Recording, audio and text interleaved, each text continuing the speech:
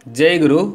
आगे और सुंदर सुंदर वीडियो पाने के लिए चैनल को सब्सक्राइब और बेल आइकन प्रेस करना ना भूलें। जय गुरु। दादा पूजनीय बाबा इधर समस्त ठाकुर परिवार के चरणों में मेरा कोटि कोटि प्रणाम। मेरे ऋतिक देवता को प्रणाम एवं यहाँ पे उपस्थित पवित्र पंजाधारी ऋतिक अधर्जु जाजक सबों को मेरा आनंदित जय गुरु एवं सभी भक्तिमती माता दादा सबों को मेरा आनंदित जय गुरु। आज बोकारो की धरती में मुझे ठाकुर जी के बारे में कुछ बोलने के लिए कहा गया है।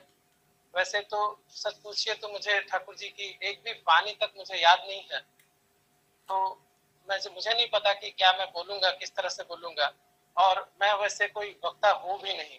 ठाकुर जी की एक कनिका मात्र एक दीक्षित सत्संगी हूँ, लेकिन हमारे श्रद्धेय ऋतिक जिनके माध्यम से मुझे दीक्षा मिला ठाकुर जी का जो दीक्षा सतनाम मुझे जिस ऋतिक देवता ने दिया, उनकी एक बात मुझे बहुत ही उद्बुद्ध करती है।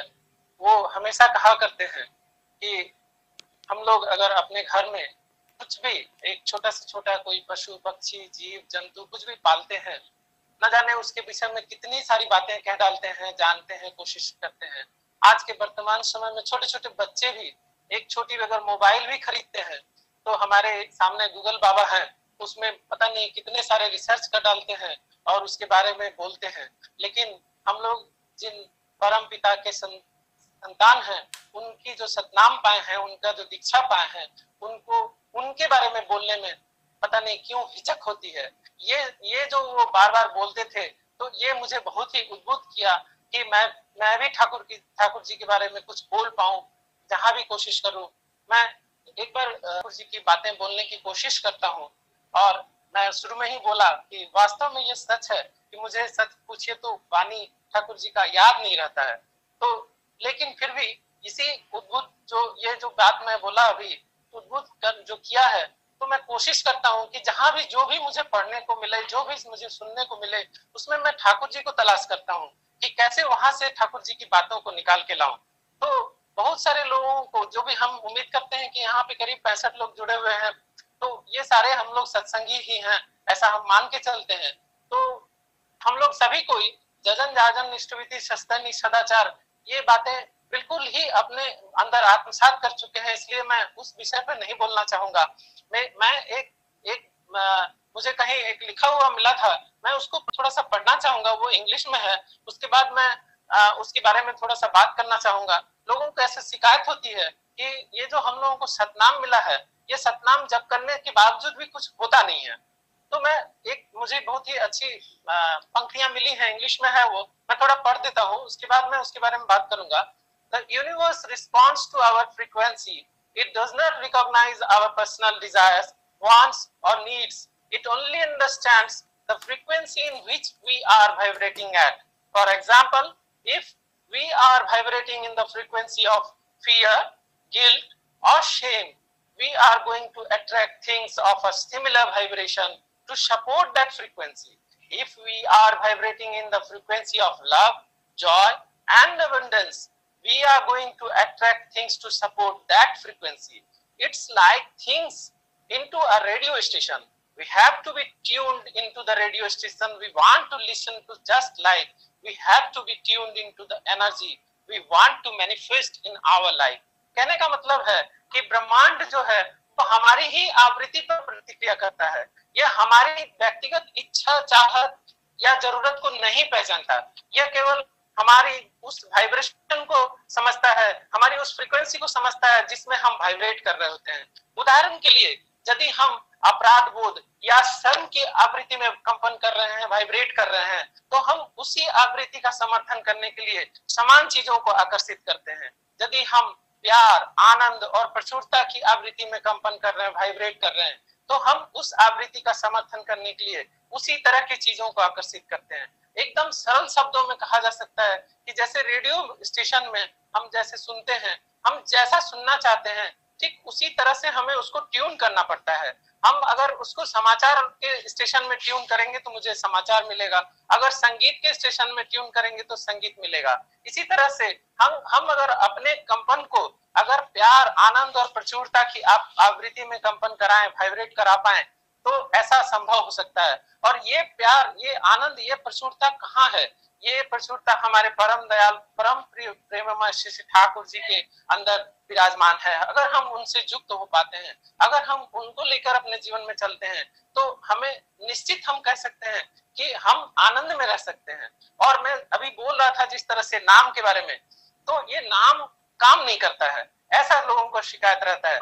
तो ये नाम के बारे में मैं इसी जो मैंने अभी पढ़ा, इसके बारे में जो बोला, जो बताया, हिंदी में समझाने की कोशिश की, उसमें ऐसा ही बताया गया है कि जब हम लोगों के पास कोई भी अपशब्द कुछ अगर कोई बोलता है, मैं उसको और सरल शब्दों में बोलूं कि जस्ट अगर हम लोगों को कोई भी एक गाली अगर दे देता है, तो तुरंत हम उसमें रिएक्ट कर जाते हैं। ऐसा ऐसा क्यों होता है? क्योंकि हम उसी वाइब्रेशन में अपने आप को रख पाए हैं। अगर हम नाम को इतनी तीव्र गति से अपने अंदर उस वाइब्रेशन में अगर समाहित कर पाए, तो 100% क्या, ये 200% श्योर की कह सकते हैं कि नाम से भी वही वो काम हो जाएगा जिसकी हम लोग अपेक्षा रखते हैं। ये एक पहलू था। मैं दूसरा पहलू बहुत ही छोटे शब्दों में बोलना चाहूंगा कि दुख के बारे में। हम लोग दुख के बारे में सत्यानुसरण में सुना है, पढ़ा है कि दुख भी एक प्रकार का भाव है, ठाकुर जी ने बताया। सुख भी एक प्रकार का भाव है। अभाव का चाह का भाव ही है दुख। तुम दुनिया में 1000 करके भी दुख को दूर नहीं कर सकते जब तक कि तुम हृदय से उस भाव को नहीं निकाल पाते हो।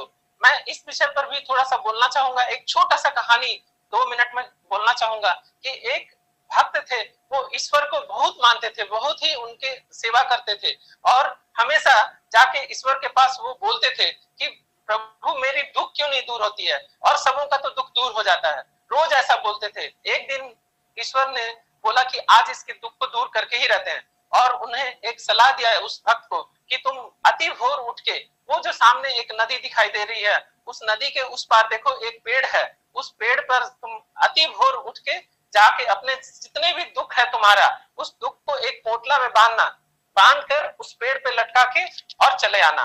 लेकिन एक शर्त है हमारी कि जब तुम ऐसा करोगे तो वहां पे तुम्हें बहुत सारे और पोटले मिलेंगे, तुम उसमें से कोई एक पोटला लेके आना, कोई भी, जो भी तुम्हें मन हो, और अपना जो दुख है वहां छोड़ के आ जाना।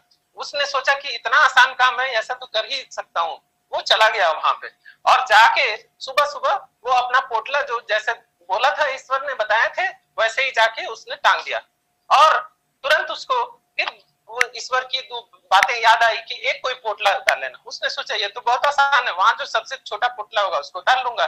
जैसे ही वो एक पोटला की तरफ नजर बढ़ाया, तुरंत याद आया कि पोटला तो देखने में छोटा है, लेकिन कहीं इसके अंदर जिसने बांधा है वो अगर बहुत बड़ी, कहीं किसी गंभीर बीमार से पीड़ित था, शायद कैंसर हो।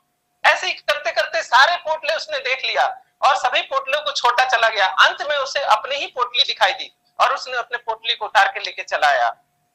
कहने का मतलब है कि हम जो भी हमें प्रभु ने दिया है, हम उसमें ही अगर खुश रह सकते हैं, अगर हम उसको ही अपना ले सकते हैं, तो हम उसको ही सुख में बदल सकते हैं। प्रभु ने भी यही कहा है हमें।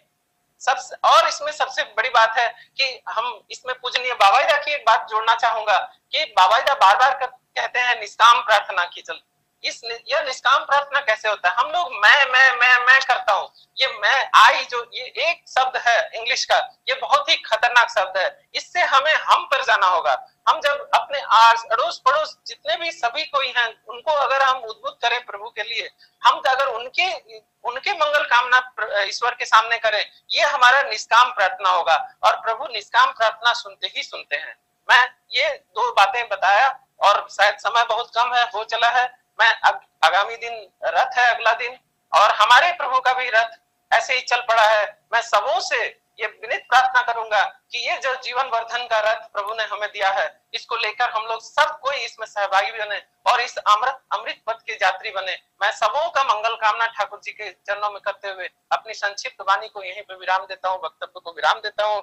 जय गुरु, वंदे पुरुषोत्तम। जय गुरु दादा। जय गुरु, जय गुरु।